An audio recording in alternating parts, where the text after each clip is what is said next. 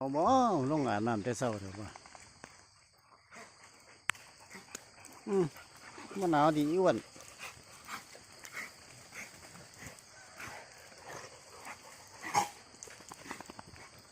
ฝนกระตกหนาวก็หนาว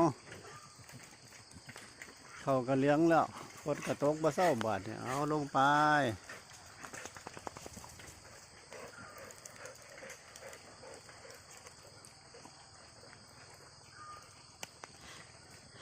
ฝนตกลิ้นแสะขึ้นง้อที่ไปเกี่ยวใหญ่ง้อนี่แล้วบาดเนี่ย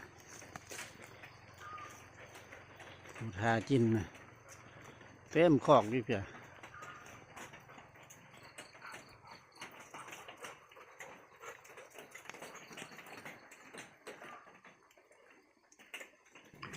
ผ้าลานาที่ต่อไปก็คือ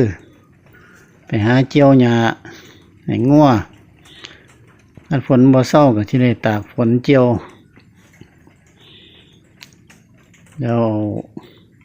อาหารให้สมุนซุมนี้ก่อน